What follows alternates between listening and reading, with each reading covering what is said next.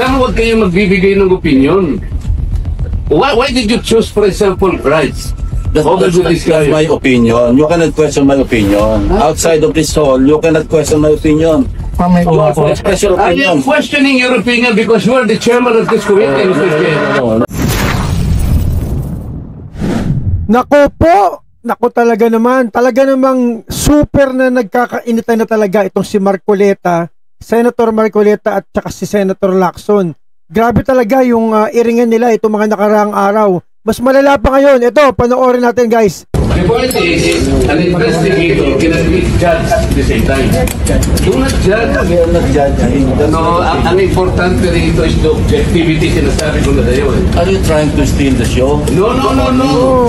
I am raising prejudicial question. You're I am sinasabi ko, to prevent the proceeding? Mr. Chair, sinabi ko na sa iyo, the imperative of this committee is the impartiality, the objectivity. Saan huwag kayo magbibigay ng opinion? Ayan na, naku po.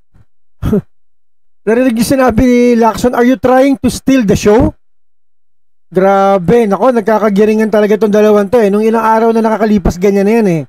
No, talagang hindi sila magkasundo ng pananaw ni Senator Marcoleta at si Ping Lacson. Kina-question kasi ni Marcoleta, bakit ka nagpa-interview doon sa Bilyonaryo TV na sinabi mo na mas naniniwala ka dito kay Bryce Hernandez na witness kesa doon sa Diskaya.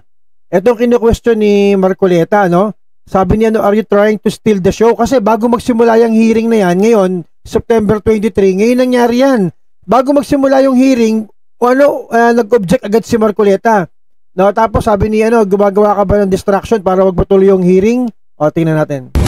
Why did you choose, for example, Bryce? That's my opinion. You cannot question my opinion. Outside of this hall, you cannot question my opinion. You also express your I opinion. am questioning your opinion because you are the chairman of this committee, Mr. Chair. What's your opinion? So, mas credible si Bryce kesa Diskaya. Bakit ganon? Why are we trying to prejudge this? To the rescue si Soto, no? Talagang magkabody itong dalawang to eh. Mr. President, we are still in the process of investigation. If we are in the process of investigation, Why are you so protective of the Diskayas? Why are you so protective? I am not protecting them. Mabuti sinabi mo yan, Mr. Chair. Nabuisit na si Lacson, no? Bakit naman siya doon protective doon sa mga Diskaya? Alam nyo, merong mali din to si Lacson, eh, no? Kasi kina-question nga ni Marcoleta, ba't ka nagpa-interview? Sabi niya, wala kang karapatang question yung opinion ko yun, sabi ni Lacson. Eh, sabi ni Marcoleta, hindi ka dapat nagpa-interview na gano'n. Sinabi mo sa interview mo na mas pinaniniwalaan mo yung Bryce Hernandez kaysa kay Diskaya. Ang opinion naman, ang sinabi naman ni Marcoleta, hindi ka dapat nagpa-interview. Sabi ni Lacson, opinion ko yan eh, bakit hindi ba ako pwede sa labas naman ng hearing nangyari? Ang sabi ni Marcoleta, kahit na, ikaw kasi yung chairperson, dapat hindi ka nagbibigay ng opinion mo, dapat maging fair ka. Tuloy. Pwede ba natin i-record ito? Palagi niyong sinasabi, I am protective of the Diskaya. When I was chairman of this committee, sinabi ko na sa inyo, the only remedy provided under the law is for them to apply. They qualify under the process of witness protection program. That's all what I did. Session discretion. Mr. Alcantara, you proceed. Oh, nakita niyo ginawa ni Lacson habang nagsasalita si Senator Marcoleta, session resumed, no? Kumbaga parang binastos niya rito si Marcoleta, eh, no? Parang tumigil ka na. I am questioning the proceedings, Mr. Chair. Ayan na. Mr. Alcantara, you proceed. Ayan na. Go ahead.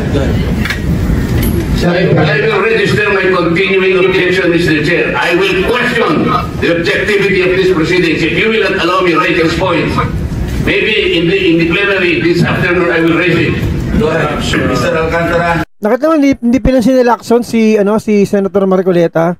Pikon na siya kay Marcoleta, no? Kitang-kita naman sa mukha nitong si Lacson, eh. Proceed with your statement. Yan, para mag-walk out na sa Marcoleta. Okay lang po bang makapagbigay ng opening statement po? That's what gagawin natin dito. ba po proceed kayo without moving hearing niya? Magandang araw po sa inyo lahat. Tinatanggap ko po na ako po ay bilang kasagot sa maraming tanong mga nakakaraang huling araw upang maproporsyonal ang institusyon na aking manahal sa loob ng 30 taon. Subalit, itong mga nakang araw, ako po ay nakapag-isip-isip. Ano sa palagay nyo, guys? Kayo, ano sa tingin nyo? Meron bang katwiran itong si Marcoleta para umakto siya ng ganyan? Well, ako na tanongin nyo, ito opinion ko lang to. Sa akin to bahala kayo sa buhay nyo. I-bash nyo ako kung gusto nyo ako i-bash. Pero ang opinion ko lang dyan, kasi maraming nang babash dito kay Marcoleta no? Sinasabi nila, kesyo daw pinoproteksyonan yung mga Duterte, kesyo binayaran daw siya ng mga, sino sabi ganyan. Pero alam nyo ba, ang nababasa ko dyan, kasi sinusundan ko itong mga pangyayari na to no? Ang nakikita ko dyan, kung hindi dahil, kung naalala nyo, nung bagong bukas yung Blue Ribbon Committee na yan para imbestigahan yan tungkol sa flood control, ang chairman yan, si Marcoleta, hindi si Lacson.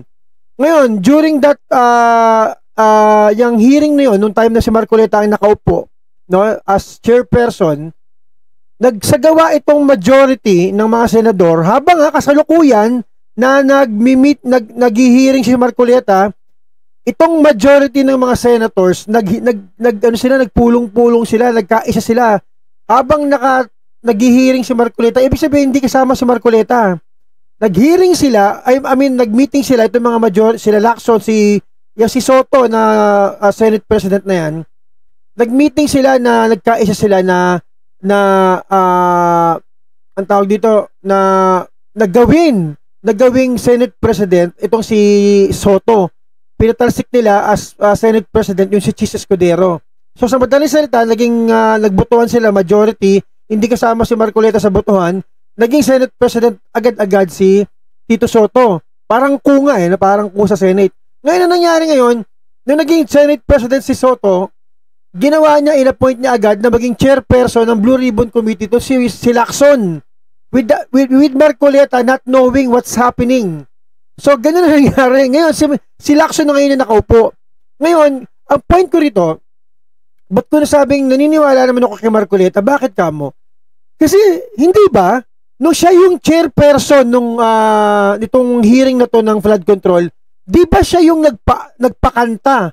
Siya yung nagpakanta doon sa mag-asawang Diskaya sa nalalaman nila tungkol sa flood control, di ba? Yung mag-asawang Diskaya, sila ang bulgar kung sino-sino yung mga congressman, mga DPWH na kasama doon sa scam ng flood control project na yan. Yung mga nakinabang, yung mga kumulimbat ng daan-daang milyon, may mga bilyon pa nga. Yung mag-asawang Diskaya din na yun, ang nag-involve doon kay Martin Romualdez tsaka kay Saldico. Hindi natin malalaman na meron palang ganung nangyayari. Actually, before pa yung hearing na yan, may mga spekulasyon na nga na yung si Martin Romualdez at si Saldico ang pakana ng lahat ng yan. Pero nung nagsalita nga, yung mismong contractor na nagbibigay mismo ng pera doon sa mga congressman, idinawit nila yung pangalan nung Romualdez sa nung Saldico. Kung hindi dahil sa dalawang yan, hindi malalaman ng mga Pilipino na talaga nga palang meron nga pala di umano na posibilidad na sa kanila nga sila ang mastermind. O baka may mas mataas pa. Hindi ba? Kaya ang inaano ng mag-asawang Diskaya, eto balikan natin ang inaano ng dalawang mag-asawang Diskaya, magsasalita pa sila kung bibigyan sila ng witness protection program. Kasi nga nanganganib yung buhay nila, imaginein mo, pinakamakapangyarihang tao, no, pangalawa sa pinakamakapangyarihang tao sa Pilipinas. Idinawit nila yung pangalan. Siyempre nanganganib yung buhay nila. So nangihingi sila ngayon, during that time, kay Marcoleta as chairperson ng Blue Ribbon Committee, nabigyan sila ng witness protection program para makapagsalita pa sila, masabi na nila lahat ng gusto nilang sabihin at ang mga alam nila. Ngayon, sabi ni Marcoleta, sige, susubukan natin i-apply kayo sa witness protection program. Yun. Kaya pinipilit ngayon ni Marcoleta na maipasok sa witness protection program itong dalawang mag-asawa nito para makapagpalabas pa sila ng nalalaman pa nila. May mas malalim pa rito Mas malalim pa talaga. So, ang gusto ni Marcoleta, dahil sa kahilingan nga ng mag-asawa na proteksyonan sila para makapagsalita pa sila, wag silang matsugi, bigyan sila ng witness protection program para makapagsalita pa sila, para maipangalan pa nila yung mga dapat sabihing pangalan. Tapos, ito mga eng-eng na mga ob-ob na nagko-comment against dito kay Marcoleta, sinasabi nila na pinoproteksyonan daw ni Marcoleta itong mag-asawang Diskaya. Hindi. Ang basa ko diyan, gusto niyang mabigay yung hinihingi ng mag-asawa para masabi lahat ng dapat sabihin. Ngayon, pinipigilan na itong mga to nila Lacson tsaka ni Soto. Ngayon, na-discover natin, itong si Soto pala, tsaka si Romualdez, magtropa, magkumpare pa yata. Nasaan kayo ngayon? Nasaan? Ayaw nyo ba talagang malaman? Ayaw nyong malaman kung sino talaga ang nasa likod ng lahat ng ito? Yung pinakamalaking isda? Sabi nga ni Marcoleta, ang gusto nyo lang kasing mahuli, yung mga butete, yung maliliit na isda. Kasi alam ni Marcoleta na merong napakalaking isda sa likod nito. Ang naririnig lang natin mga pangalan, mga butete pa lang yan. Kaya, ewan ko sa inyo yung mga tumatawag kay Marcoleta na ob-ob. Kayo yung ob-ob sa tingin ko sa obserbasyon ko. Hindi ko kinakampihan yan pero tama siya. Hayaan mong bigyan ng proteksyon ng mag-asawa para i-all out na nila, sabihin na nila lahat. Kagaya ngayong araw na to, may binanggit sila pangalan ng 3 presidente pa.